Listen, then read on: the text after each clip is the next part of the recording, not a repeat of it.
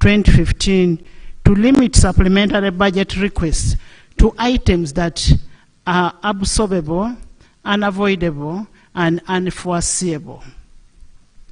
5, the need to adequately plan and resource efficiency management measures to address the prevailing debt burden. The need to increase public investment in productive growth areas such as a Myoga parish development model, the 4-acre prosperity model, and deepen the financial inclusion and aid the growth of taxable formal sector so as to widen the tax base and improve on the tax to GDP ratio. Your Excellency, in the spirit of fostering regional integration, Parliament is cognizant of the need for deliberate reforms in customs and migrations. These requirements and procedures are in order to eliminate the non-tariff barriers and ease the movement of people, goods, and services across the East African community. The need for deliberate intervention to enhance the human capital development as a way of strengthening the competitiveness of Ugandan population. Your Excellency and members, as we embark on financial year 2025-2026, I call upon the accounting officers to ensure the prudent, efficient, and effective utilization of public resources, and that is pursuant to Section 21 and 45 of the Public Finance Management Act 2015. Your Excellency and honorable members, Article 83, Sub-Article 2A of the Constitution of the Republic of Uganda permits members of Parliament to leave and join political parties or political organizations of their choice within 12 months before the end of term of Parliament in order to participate in activities or programs for political parties or political organizations relating to the general elections. I am in receipt of notification from the following members of Parliament who have left the Forum for Democratic Change, FDC, and opted to join the People Front for Freedom, PFF. Honorable Semuju Ibrahim, MP Kira Municipality. Honorable Kabusu Moses, MP Chamuswa County. Honorable Nakato Asinansi, the woman MP of Hoima City. Honorable Kamara Nicholas Tadeus, MP Kabale Municipality. Honorable Katshabe Atkins Godfrey, MP Bukonjo County West. Honorable Mohindo Harold Tony, MP Bukonjo County East. Honorable Namanya Naboth, MP Rubabo County. Honorable Muijuche Francis, MP Buhesh County. Honorable Awol Betty Ochan, Gulu City Woman Member of Parliament. We extend our best wishes to the members as they exercise their freedom of association as enshrined in Article 29 of the 1995 Constitution that we sought to uphold. Your Excellency, the President, and honorable members, and distinguished guests, I say all this for God and my country.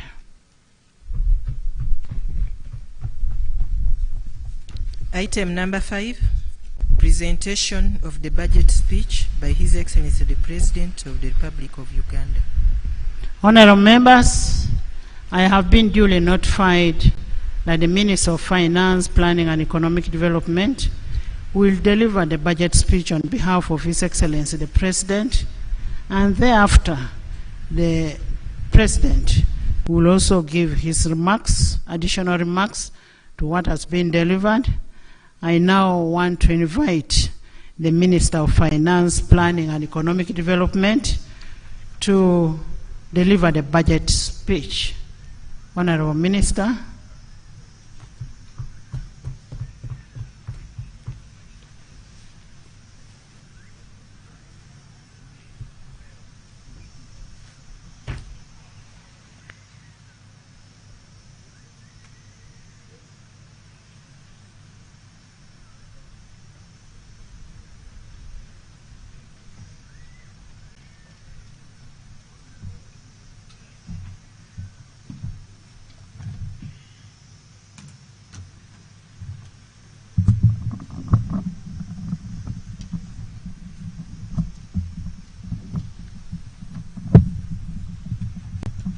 Your Excellency, the President of Uganda, Your Excellency, the Vice President, Right Honorable Speaker of Parliament, Your Lordship, the Chief Justice, Right Honorable Deputy Speaker of Parliament, Your Lordship, the Deputy Chief Justice, the Vice Chairman of the NRM Party, the Right Honorable Prime Minister, Right Honorable Deputy Prime Ministers, Honorable Ministers, Your Excellencies and the Ambassadors and the heads of diplomatic missions, Honorable Members of Parliament, former national leaders, cultural leaders, religious leaders, distinguished guests, ladies and gentlemen, good afternoon. Madam Speaker, in fulfillment of Article 155 Part 1 of the Constitution, and on behalf of His Excellency the President, I present to Parliament and the people of Uganda the budget for financial year 2025-26 as approved by Parliament. Madam Speaker, in this speech, I will, 1, provide accountability to the people of Uganda on the performance of the commitments made by the NRM government for the first half of the Uganda Vision 2040. 2, present the recent performance of the economy and outlook. 3, account to the people of Uganda on the commitments that government made for financial 24-25 that is coming to an end in a few days, and the private areas of the budget for financial 25-26. 4, highlight the financing strategy of the financial 25-26 budget. Now, accountability of the performance of the commitments made by the NRM government for the first half of Uganda Vision 2040. Madam Speaker, let me first congratulate His Excellency the President on his leadership that has built a resilient, stable, transformative, and competitive economy that is attractive to investors. Uganda is among the fastest growing economies in the world and is projected to become the fastest growing by 2031 according to the Harvard Growth Club. This is despite the various domestic, regional, and global shocks that have impacted us in the recent years. The growth is on account of a unique economic ideology championed by His Excellency the President, which is built on the 4 principles of socio-economic transformation, patriotism, Pan-Africanism, and democracy. Madam Speaker, the first half of Uganda Vision 2024 started in 2010 with the implementation of the first 5-year National Development Plan, and thereafter NDP 2 and NDP 3, which ends this financial year. the initial years of the NRM government before 2010, we dedicated to restoring sustainable peace, recovering and stabilizing a broken economy, addressing extreme poverty, and implementing reforms that liberalized the economy and created an environment for private sector to flourish. We are now in the phase of socio-economic transformation to facilitate wealth creation and prosperity. Your Excellency, I thank and commend you for this.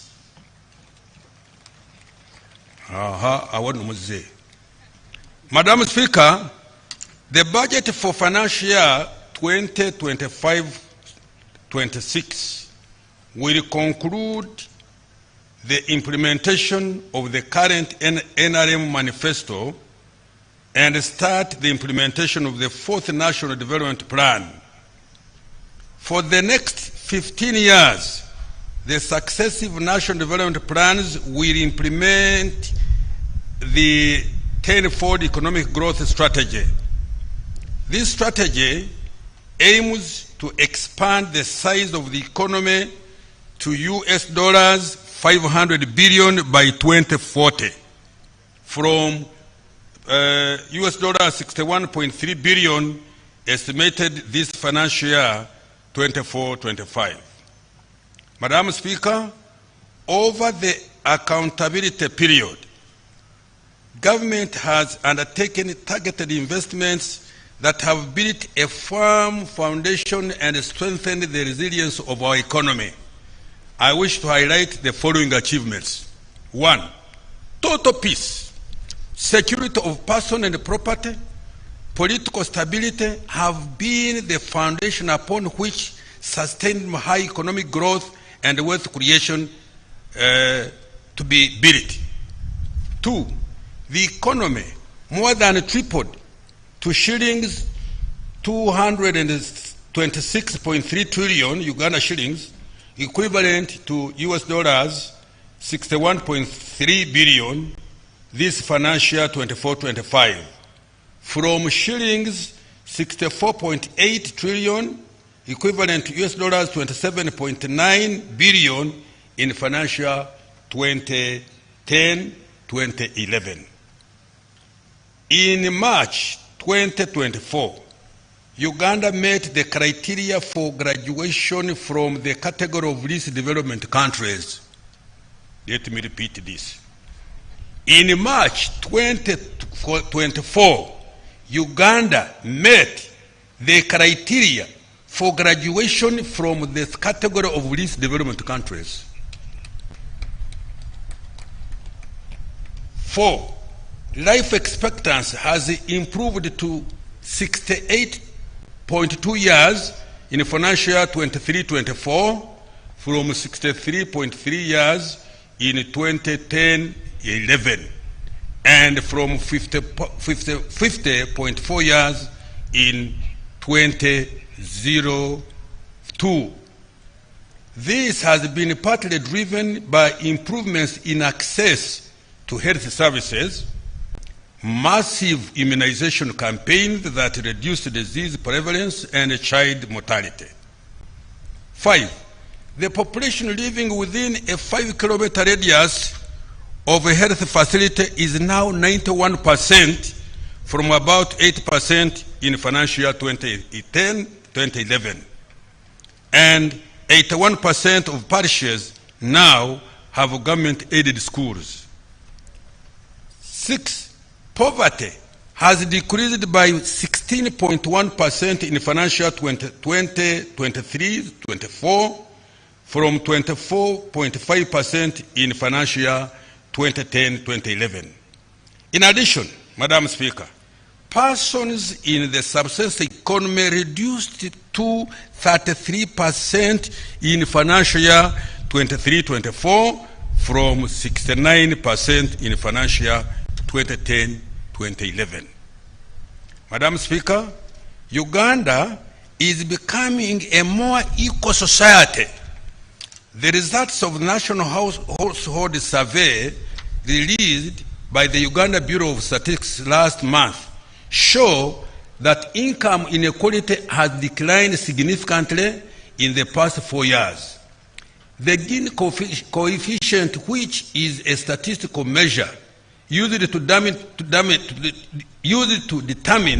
the extent of income inequality within a population, has reduced to 36% from 41% in 2020.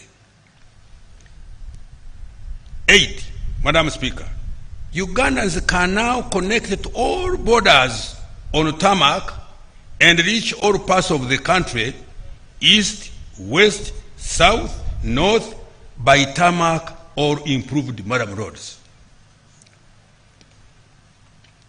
9.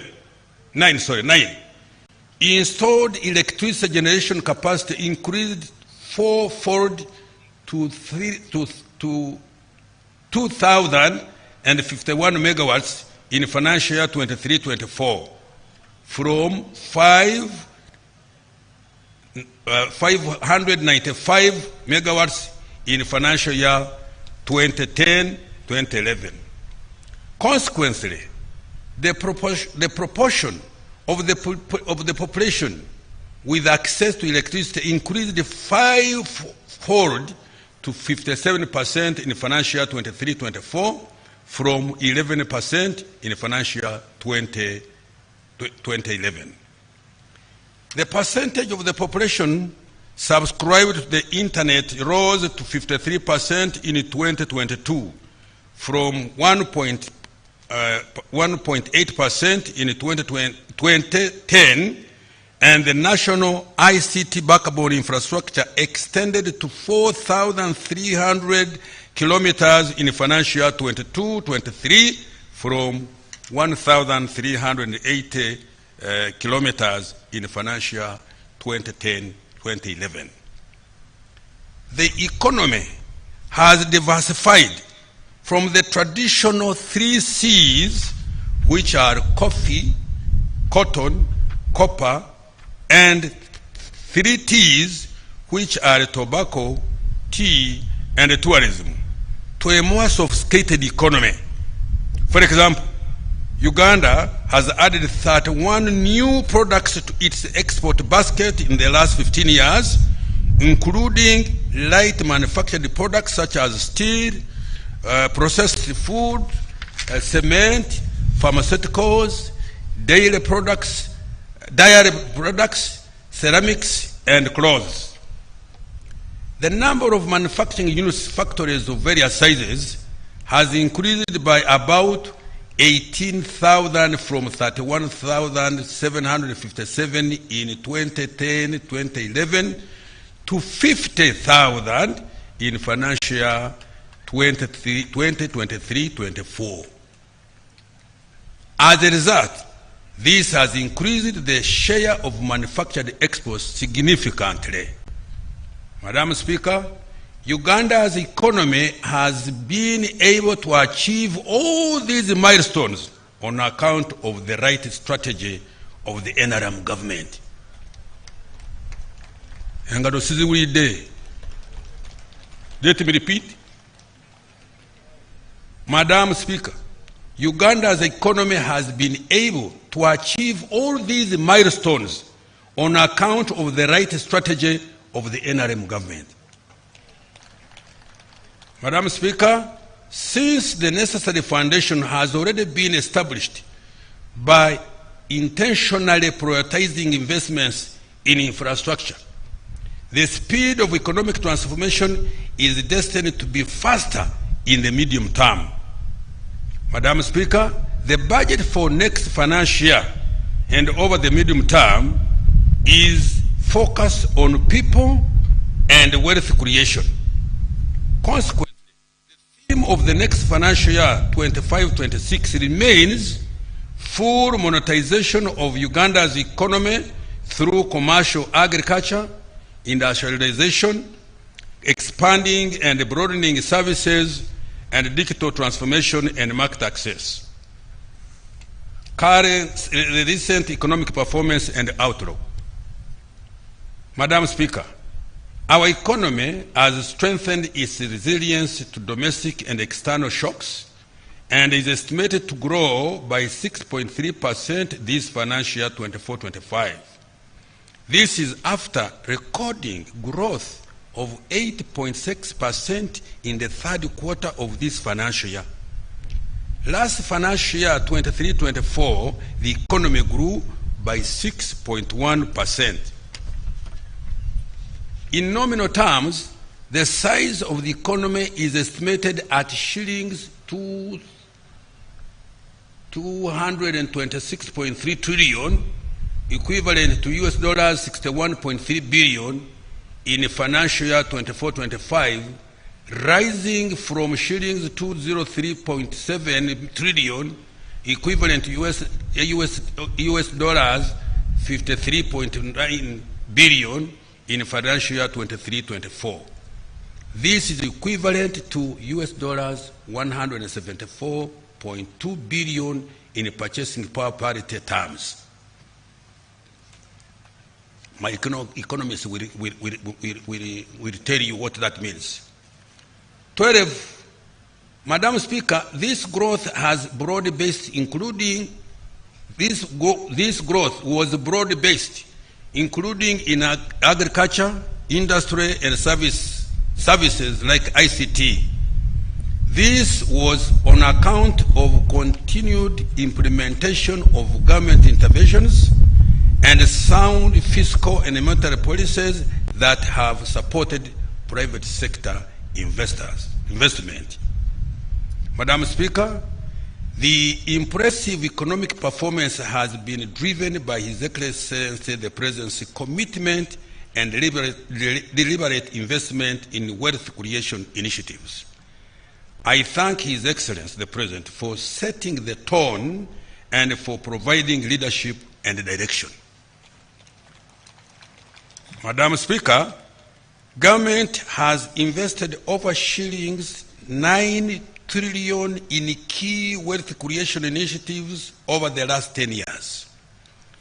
These include Uganda Development Bank, 4.45 trillion, the Parish Development Model, shillings 3.3 trillion by end of financial year 24-25, Emioga, shillings 553 billion, the Youth Livelihood Program, shillings 207.95 billion, the Small Business Recovery Fund, shillings 100 billion, the Agricultural Credit Facility, shillings 495 billion, the Youth Venture Capital Fund, shillings 12.5 billion, Uganda Women Entrepreneurship Program, shillings 168 billion,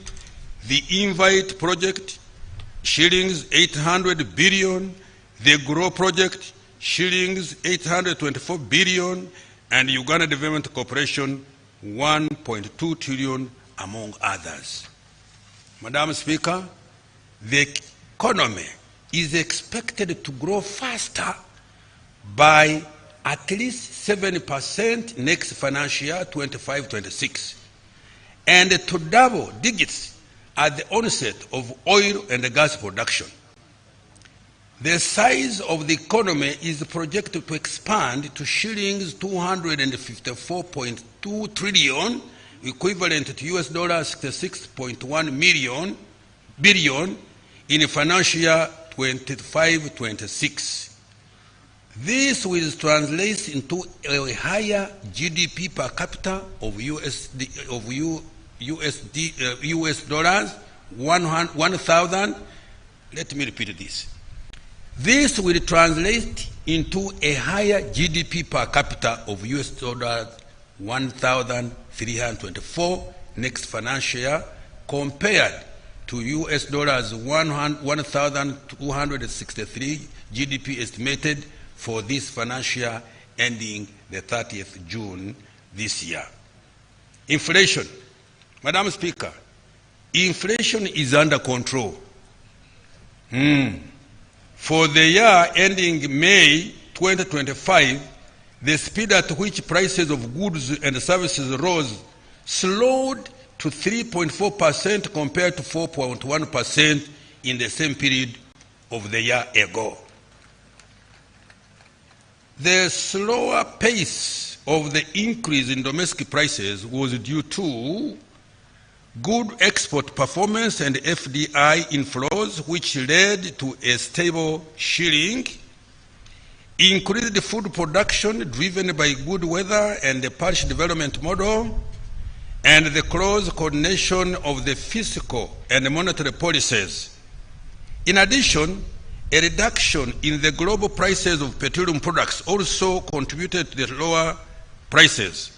The country has been able to benefit from these lower global prices because of the direct importation of petroleum products by the Uganda National Oil Company, UNOC, which removed middlemen in the petroleum supply chain. Therefore, inflation is expected to remain below the policy target of 5% per annum. Now, exchange rates. Madam Speaker, despite global uncertainties, the Uganda shilling has been among the few most stable currencies in Africa.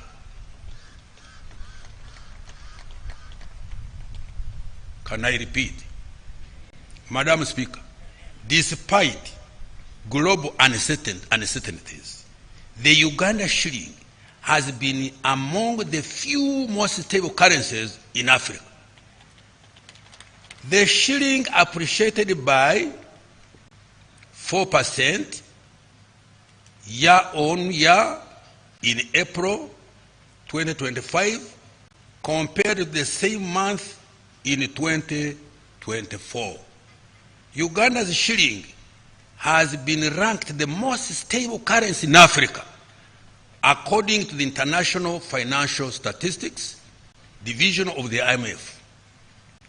This resilience is due to good export performance, strong inflows of foreign direct investment, and tourism receipts. Now, interest rates. Madam Speaker, the price of money has reduced to an average of 17.7% per year in March 2025 from 18.1% in November 2024.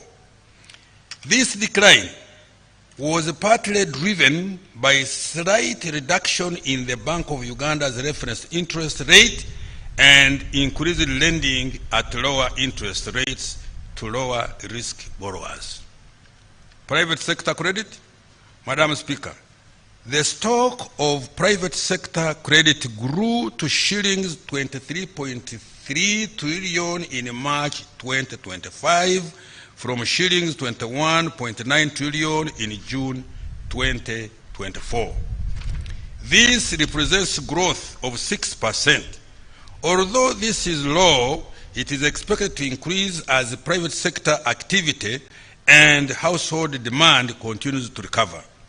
Madam Speaker, contrary to conventional economics that government borrowing crowds out private sector credit, Uganda's government borrowing has instead availed cheaper and patient capital to the private sector engaged in wealth creation initiatives.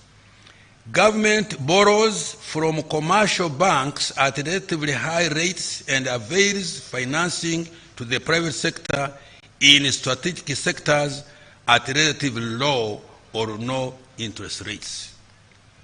Government has provided direct credit to the private sector and household to supplement credit from commercial banks and other financial institutions through PDM, Emyoga, Youth and Women Livelihood Funds, Women Enterprise Support Funds totaling shillings 9.1 trillion, which is equivalent to 3.6% of total domestic economic output in financial 24-25. External sector development. Madam Speaker, total exports of goods and services for the 12 months of March 2025 is US dollars 11.8 billion from US dollars 9.56 billion for the same period in year 2024. Of this, exports of goods were US dollars 9.3 billion for the same period, up from 7.3 billion in March 2024, representing growth of 26%. The top exports include gold, US dollar 3.698 billion, coffee, US dollars 1.83 billion, which alone had an annual average growth of 84.9%. Industrial products, 626.5 US dollars million, cocoa beans, US dollars 410.8 million, milk products, US dollars 285 million, base metals and products, US dollars 230.6 million, sugar, US dollars 186.5 million, fish and fish products, US dollars 107.7 million, maize, US dollars 86.37 million, and other agricultural products like tea, tobacco, cotton, beans, fruits, vegetables, flowers, simsim, sesame, nuts, vanilla, and other grains, giving US dollars 575.9 million. Madam Speaker, this financial year, for the first time in the history of Uganda, coffee exports earnings not only exceeded the $1 billion mark, but are on track to double to US dollars 2 billion per year.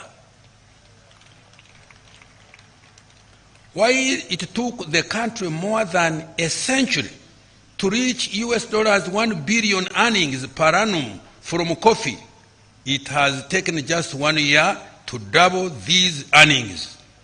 This is an example of the kind of economic leap envisioned under the tenfold growth strategy.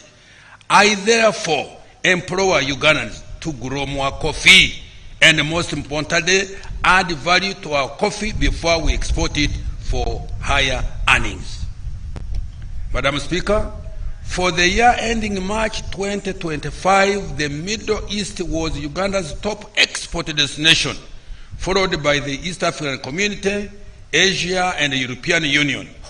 Uganda recorded large trade surpluses with the Middle East worth US dollars 186.3 million, and the European Union worth US dollars 117.7 million. The main export commodities to these markets were coffee, industrial, and mineral products. Madam Speaker, I wish to note that His Excellency the President, Madam Speaker, I wish to note that His Excellency the President's message and deliberate strategy of increasing the share of manufactured exports in total exports has started producing positive results. New research by the Harvard Economic Growth Lab shows that Uganda has become more complex for its level of income. This means that while earnings from traditional exports like coffee are significantly increasing, their contribution to the total export basket is declining. New products that require more advanced production technology than that expected for our level of income are contributing an increasing share of our total exports. According to the study, in the last 15 years, Uganda added 31 new products to its export basket. Among these are ICT equipment, serums and vaccines, medicines, new pneumatic tires, batteries, gas turbines, electric electric integrated circuits, transmission apparatus for radio, telephone and TV, measuring instruments and instruments for physical and chemical analysis, and light manufactured products such as steel, processed food, cement, pharmaceuticals, dairy products, ceramics, and cloth. The country also has an opportunity of harnessing the production of 50 new complex products which are referred to as strategic bets. Tourism and foreign direct investment.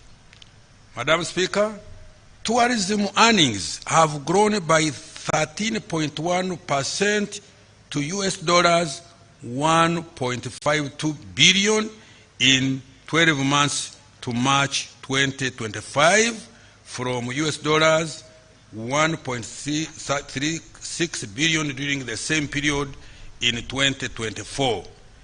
This impressive growth is attributed to the sustainable peace, increased competitiveness of Uganda's tourism industry, and government investment in strategic tourism infrastructure, including Uganda Airlines, remittances from Ugandans living and working abroad were US dollars 1.4 billion 12 months to March 2025 compared to US dollars 1.33 billion in the same period in 2024. Madam Speaker, Uganda has maintained its top ranking as one of the best investment destination in Africa. Let me repeat this. Madam Speaker, Uganda has maintained its top ranking as one of the best investment destinations in Africa. Foreign direct investments were worth US dollar 3.4 billion in 12 months to March 2025, compared to US dollars 2.99 billion during the same period in 2024. This performance was due to improved competitiveness of our economy. Fiscal performance.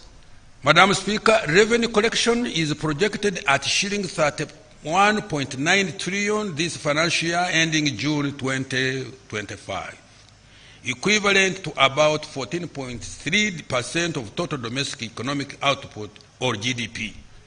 Total expenditure outturn is estimated at shillings 51.53 trillion this financial year, excluding Bank of Uganda securities and domestic financing date rollover.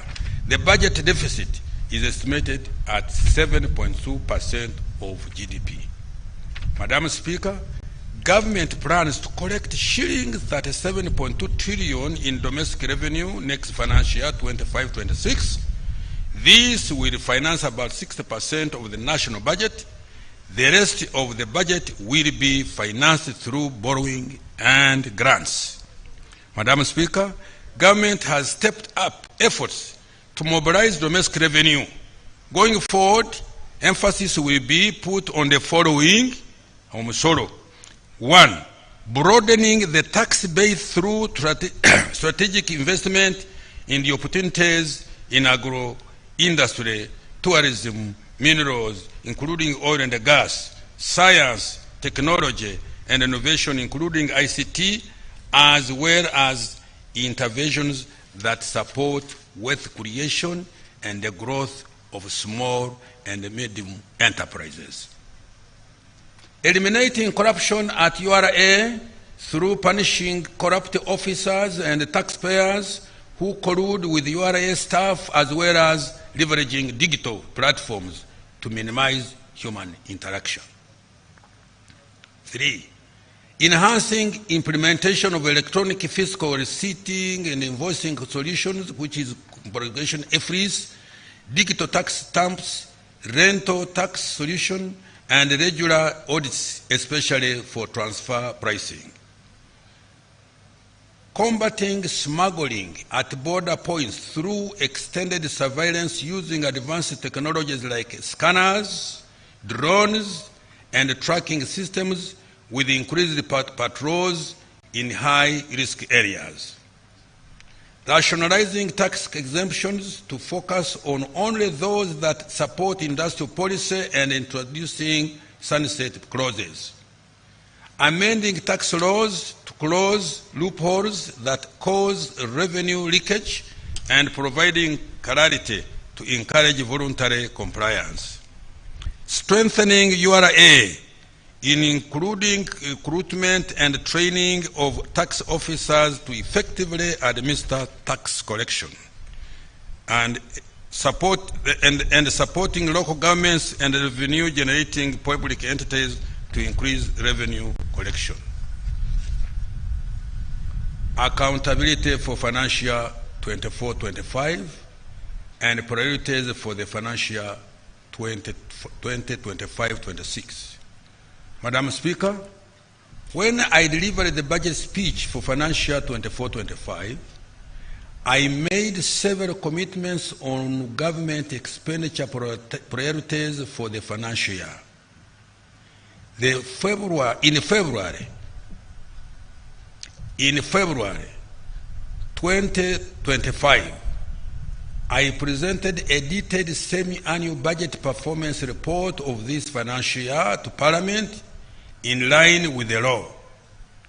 In this section, I provide the highlights of what government has achieved this financial year to date. Madam Speaker, with respect to investing in people of Uganda, the following has been achieved. Let me repeat. Madam Speaker, with respect to investing in the people of Uganda, the following has been achieved. Health. Madam Speaker, during this financial year 24-25, the following milestones have been achieved in the health sector. 1. Government continued to invest in saving the lives of Ugandans by providing shillings 721 billion for healthcare supplies, general and essential medicines under the national medical stores. This included additional financing of shillings 100 billion for essential medicines, shillings 116.8 billion for RRVs, shillings 2.9 billion for anti-malaria medicines, shillings 17.8 billion for immunization supplies, and shillings 52.3 billion for laboratory supplies, and shillings 2.1 billion for anti-TB drugs. Government continued to improve healthcare infrastructure and equipment. For example, we completed, equipped, and commissioned 3 regional blood banks in Hoima, Arua, and Soroti, operationalized 16 high-capacity oxygen plants across key regional referral hospitals, continued infrastructure development and equipping of the 2 specialized centers for cancer and cardiovascular care. Infrastructure development of Rubowa Specialized Hospital is now at 68% progress, and training of the specialists is ongoing. Constructed new maternity wards and the staff houses in the health center 2s that are being upgraded to health center 3s, distributed 20 digital X-ray machines to general hospitals, and installed CT scans in 14 out of 16 regional referral hospitals. Government implemented interventions for preventive health care, for disease prevention and promotion of healthy lifestyles. For example, trained and deployed community health extension workers across the country to deliver essential health education on hygiene and sanitation, nutrition and disease prevention, and to support routine immunization efforts. Undertook residual spraying in 13 districts, which protected the lives of 2.7 billion people and 560,000 households against malaria, and introduce the malaria vaccine into the extended program on immunization targeting children under 5 years of age. He improved the digitization of healthcare services by extending connectivity of the electronic medical code system in 4 national referral hospitals and 16 regional referral hospitals. This has improved patient record management, drug dispensing, and monitoring the attendance of health workers. Strengthened the national ambulance and emergency care system by providing additional ambulances to improve the national emergency response and referral system. Madam Speaker, to further improve the health of Ugandans, a total of shillings 5.87 trillion has been provided in next financial year 25-26.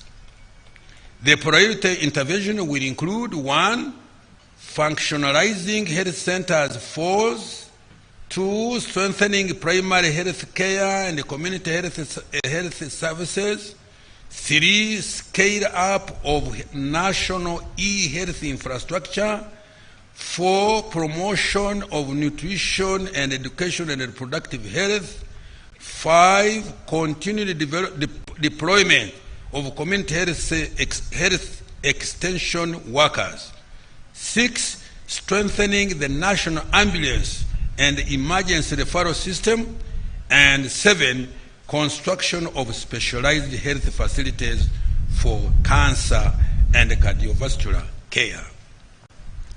Now, education. Madam Speaker, the following milestones have been achieved in the education sector.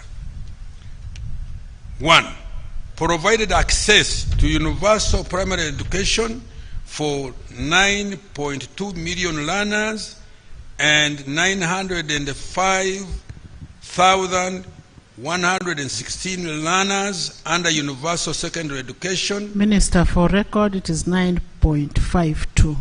Oh, 4.52. Well, my officers have misled me. And I close that one. 2, over 5,192 students, both on degree and diploma programs, benefited from higher education students loan financing scheme. In addition, 4,000 learners benefited from government sponsorship joining public universities. 3, a total of 166 seed schools have been constructed under the UGFIT program. 4, in preparation for CHAN and ACFON 27, government has so far spent shillings 496.8 billion for the construction of Hoima and Akibua Stadia, as well as the associated training facilities across the country. Government will spend a total of shillings 1.3 trillion to get these facilities completed. In addition, Mandela National Stadium has been upgraded and government commissioned the National High Altitude Training Center, Teriyet, in Kapchorwa. In order to improve compliance with quality standards, government digitalized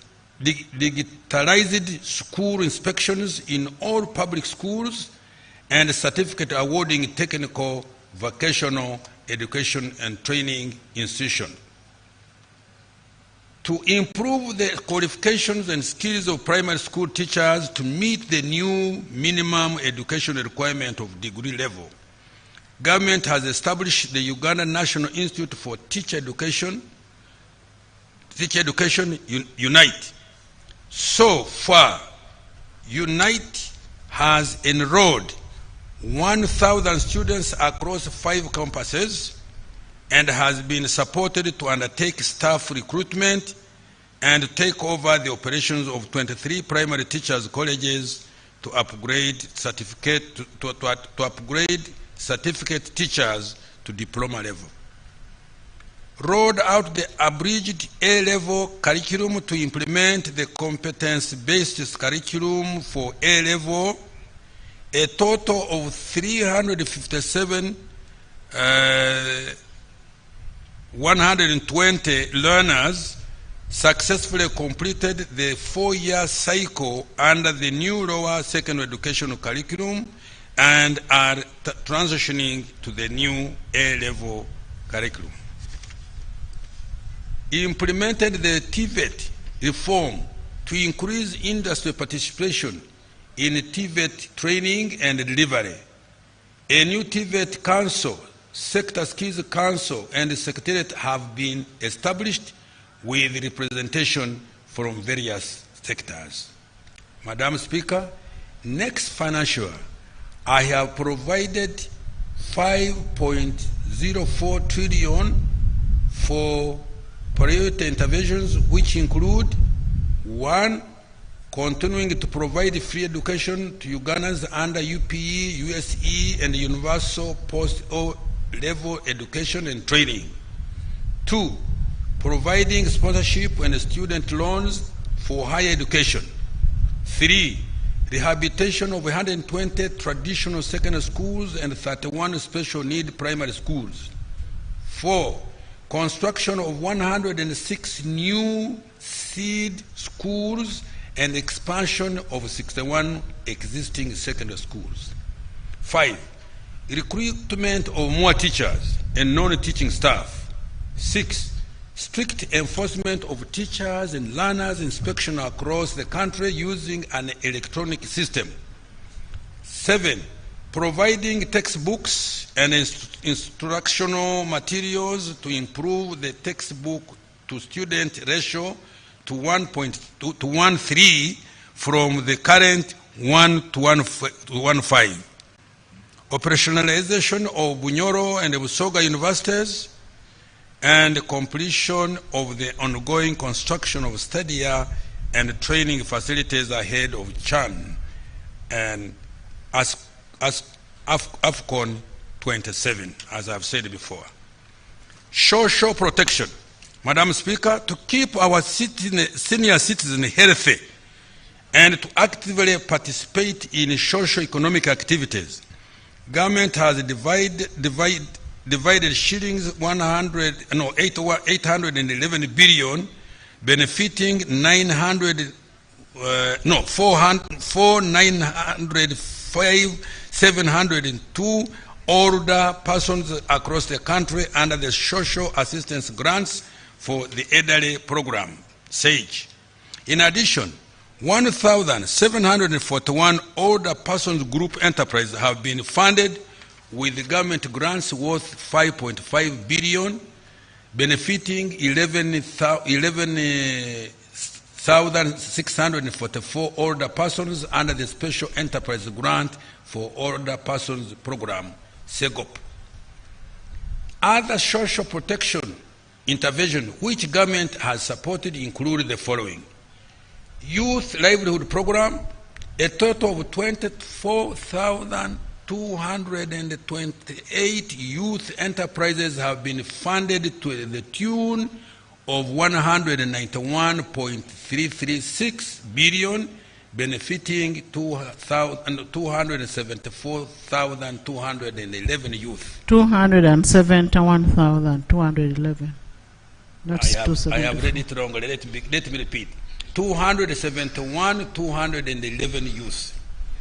The enterprises are in agriculture, 30%, trade, 38%, trade, 32%, other services, 19%, and others, 11%. Uganda Women Entrepreneurship Program, WEP. Government has financed 21,948 women group enterprises, benefiting 235 million, 114 women. National Special Grant for Persons with Disability, To address high vulnerability and poverty levels among persons with disability, government has supported 8,107 enterprises, benefiting to 50,900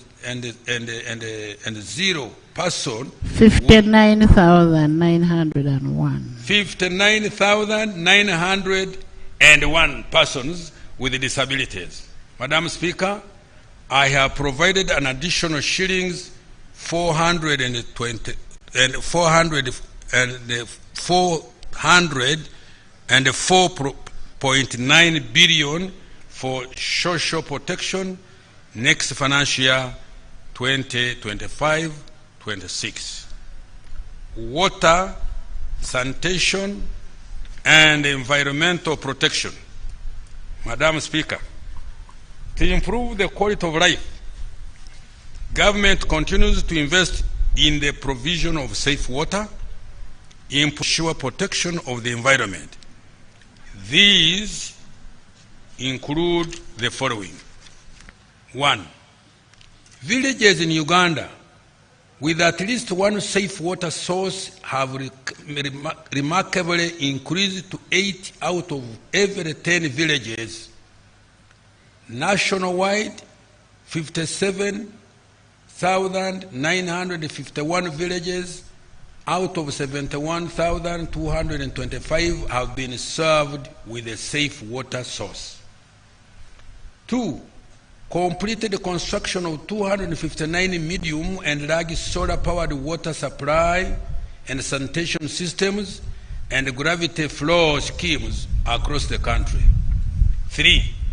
Construction of 42 large solar-powered water supply systems is ongoing in Agago, Yumbe, Amudat, Kabong, Kasese, Kakumiro, Sembabule, Kisoro, Rubanda, Mbulamuti, Bulambuli, Kienkwanzi, Mubende, Kiegegwa, Buyende, Nakaseke, Namayingo, Rakai, and Buvuma.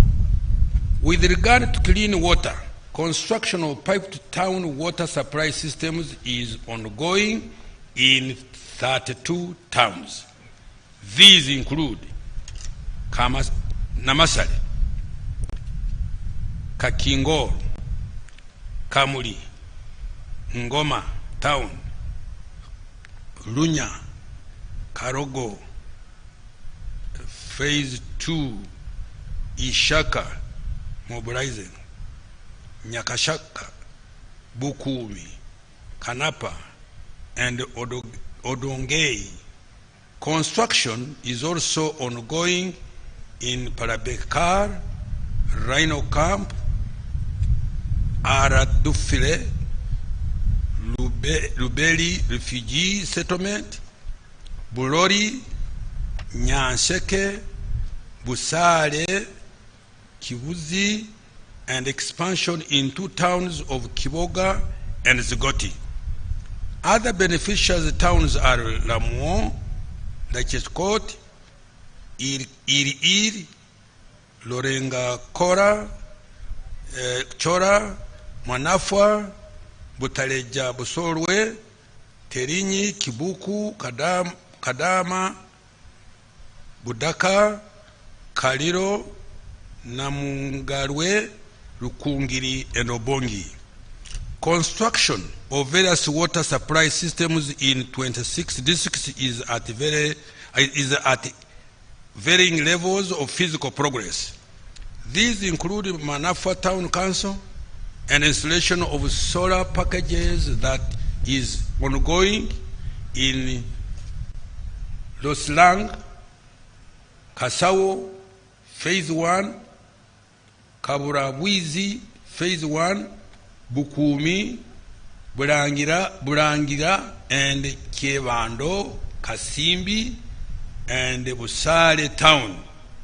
Also, government is starting the development of new pipe-to-water supply systems in Rwanda, Kabale, Albetong, Nakasongola, Kamuli districts, among others.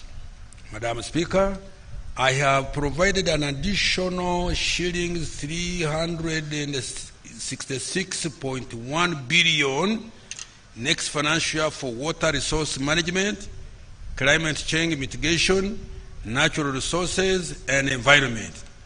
The priority interventions include construction of water supply infrastructure to increase service in the underserved communities in rural, urban, and refugee settlements, increasing rehabilitation and expansion of existing water, sanitation, and hygiene infrastructure, and increasing forest and wetland cover.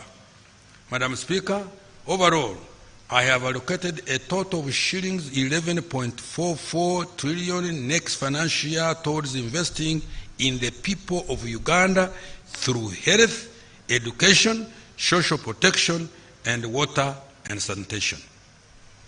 Now, wealth creation programs. Madam Speaker, wealth creation programs have proved effective in integrating lower-income Ugandans into the economy. As already reported, poverty and inequality have reduced thanks to the following opportunity equalizing initiatives that government has implemented. Parish development model. Madam Speaker, by 30th June this year, a total of shillings 3.3 trillion will have been transferred to 10,589 parishes across the country to transform the household still in subsistence to join the money economy. Each parish gets shillings 100,000 per year. So far, the PDM funds have reached 2.63 million beneficiaries in all districts and the parishes.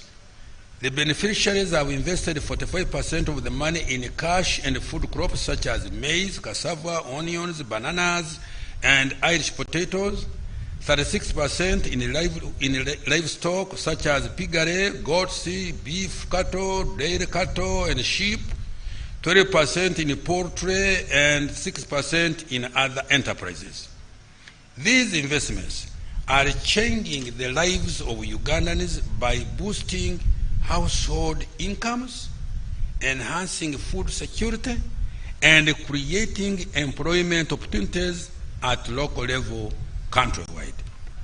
Madam Speaker, PDM operations have been fully digitized to ensure secure and smooth flow of the government grants directly from the National Treasury to the beneficiaries.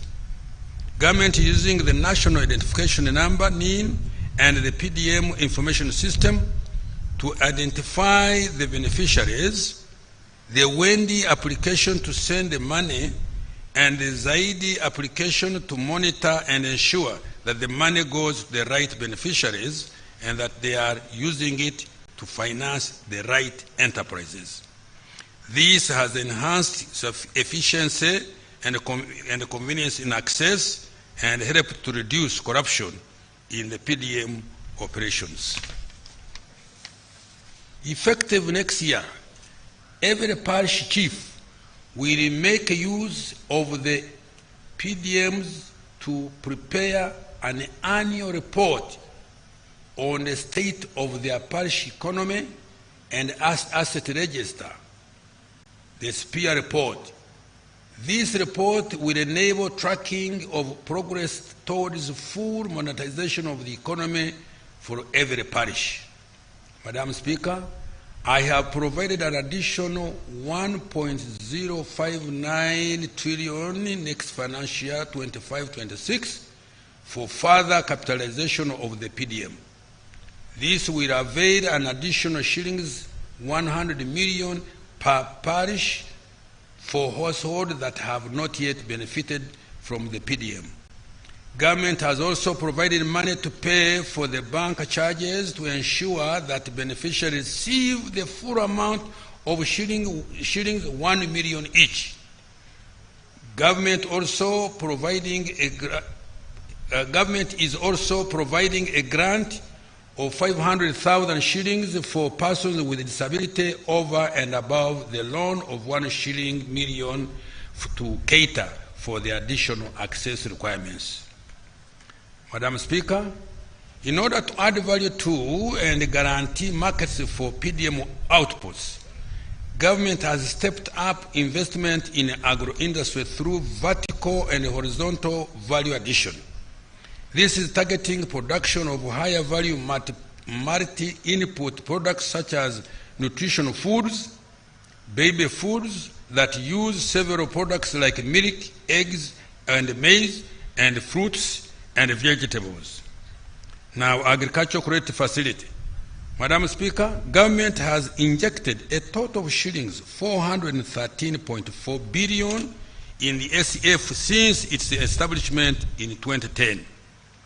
In partnership with the participating financial institutions that match the government contribution, this facility has so far provided over 1 trillion in low-interest loans by the end of March 2025 to support agricultural productivity, commercial farming, and agricultural value addition.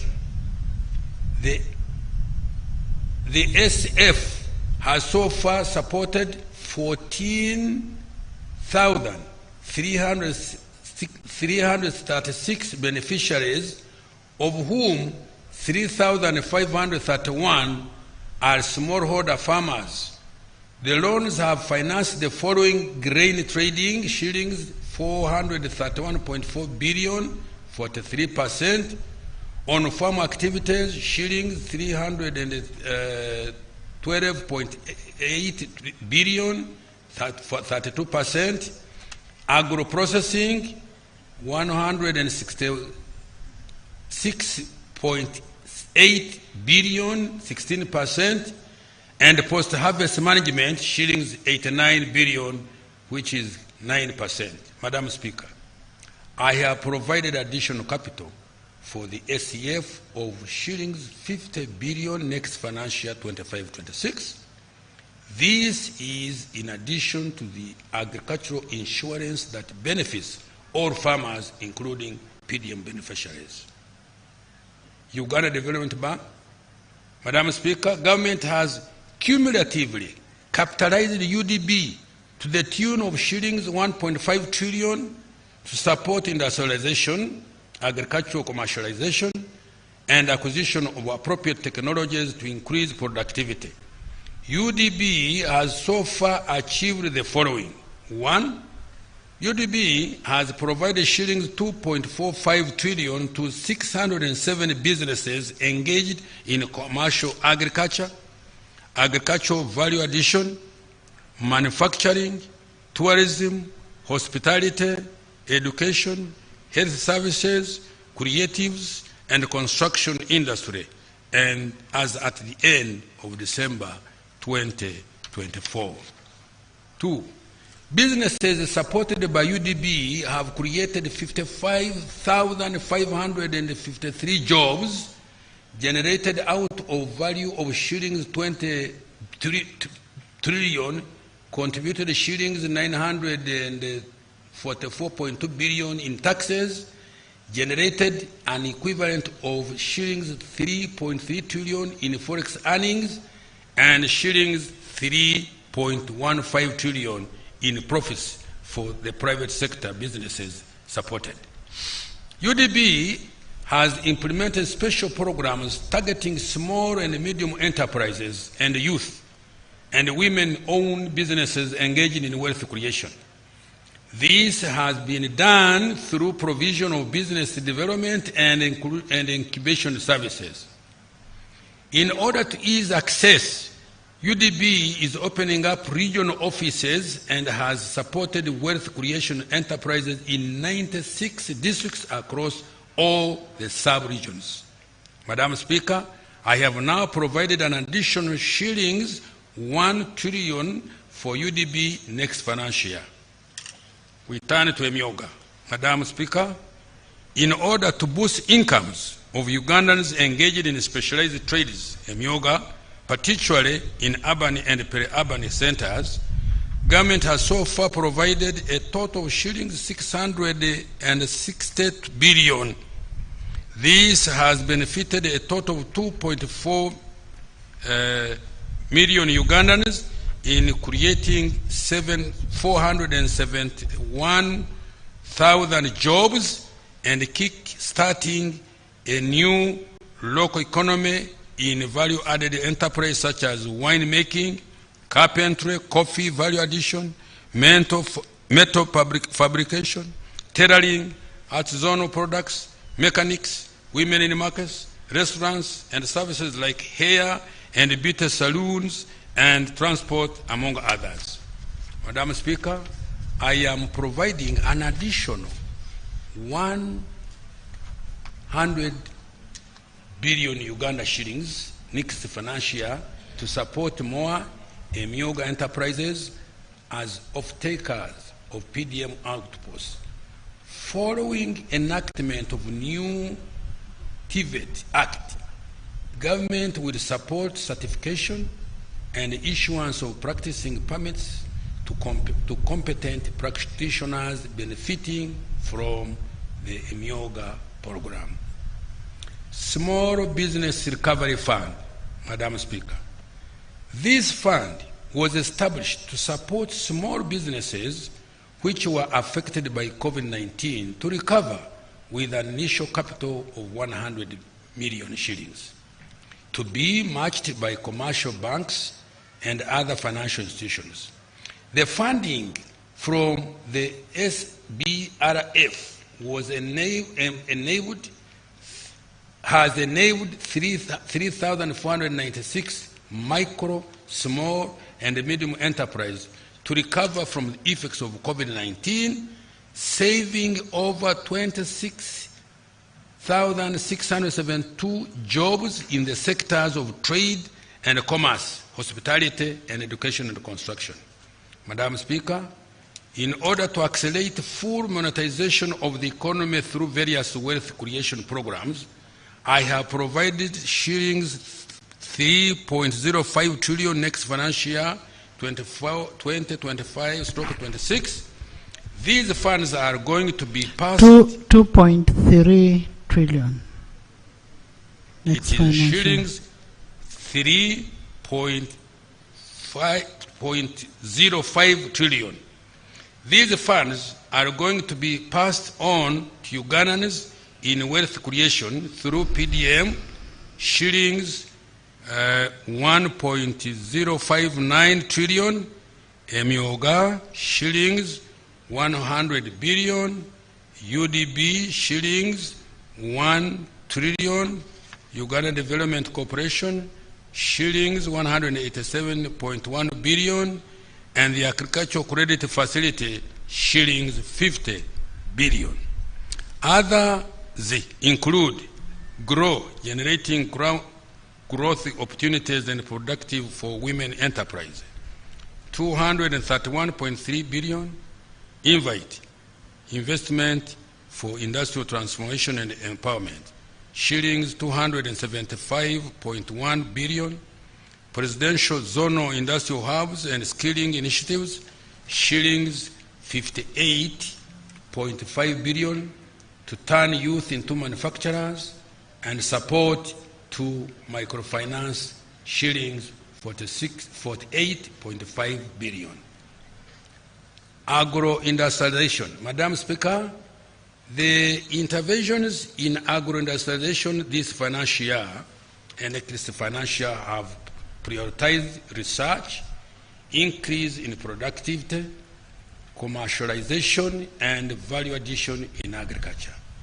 Madam Speaker, some of the key achievements in this financial year include: 1, research and genetics development of selected value chains.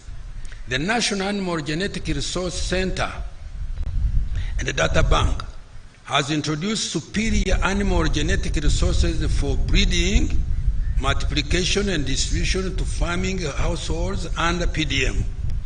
NARO has completed the manufacturing facility for anti-tick vaccines at Nakiesesa in Wakiso district with the capacity to produce over 20 million doses of the anti-tick vaccine per year. Naro has also developed agricultural technologies that increase productivity, such as water-saving cultivation technology, drought-resistant varieties, and integrated pest, disease, and weed control technologies, among others. Research in coffee by Nakori has contributed to increased national coffee production, productivity, and export earnings. Increasing agricultural production and productivity. The capacity of water for irrigation has increased to 54.76 million cubic meters. This is on account of government investment in small and large irrigation systems, including solar-powered irrigation. In particular, 7 large-scale irrigation schemes have been completed. These include Ngenge in Kweni district, Luengaju in Kabarole, Tochi in Oyam, Mobuktu in Kasese, Olwenyi in Kira, Lira, Doho 2 in Butareja, and Wadrei in Pakwach. Another 3 irrigation schemes are currently under construction. These are Akomai in Bukedia district, Atari in Kweni Bulambuli district, and Namatala covering Budaka, Mbale, Butareja districts. Madam Speaker, another 142 solar-powered irrigation and water supply schemes have been completed across the country. In addition, 157 solar-powered irrigation and water supply schemes are under construction. Furthermore, 4,300 micro-scale irrigation facilities were constructed in 135 districts across the country and have benefited smallholder farmers of less than 2.5 acres. Madam Speaker, in addition, government completed Useke Dam in Kabong and Ogunga Dam in Katakwi for livestock, irrigation, and fish farming. In addition, 5,251 small and medium-scale irrigation schemes were established in 135 districts. Madam Speaker, government established 5 zonal agricultural mechanization centers in Malere, Buama, Bungoko, Ogwata, and Sanga to support equipment access and tractor hire services, procured and distributed 260 assorted 4-wheeled tractors and implements to farmer groups in 60 districts countrywide, 750 power tillers, single axle tractor and implements, and 2 pieces of dredging equipment for water hines and weed control, and trained 2,150 youth and women as operators, artisans, mechanics for tractors and implements. Madam Speaker, beginning this financial year, government introduced the large-scale commercial farmer interest-free credit facility of shillings 175 billion.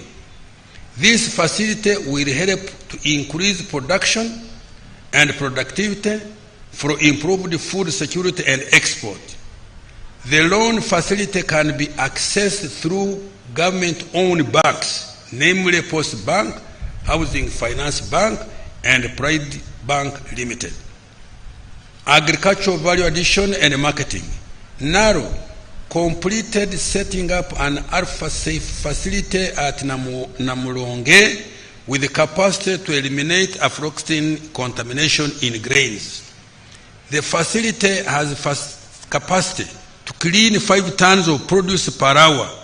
This will save the country an estimated $38 million per year, which is lost in export rejections due to aflatoxins and most importantly, save the lives of Ugandans.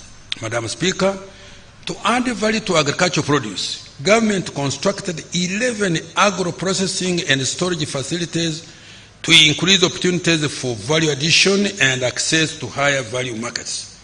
These include Rwimi Rice Processing Facility in Bunyangabu, Kasina Maize Processing Facility in Kyenjojo, Kigoyera Maize Processing Facility in Kyenjojo, Itojo Maize and Rice Processing Facility in Ntoroko, Nombe Coffee Processing Facility in Ntoroko, Apara Oil Seed Processing Facility in Alabetong, Gatianga Coffee Processing Facility in Winyangabu, Akorinmonyin Rice Processing Facility in Katakwi, Kajamaka Rice Processing Facility in Kumi, Chikwata Coffee Processing Facility in Nakaseke, and Chiwoko Maize Processing Facility in Nakaseke again. Madam Speaker, government is strengthening partnerships with the private sector through Uganda Development Corporation to support local value addition and manufacturing in a wide range of agricultural value chains. These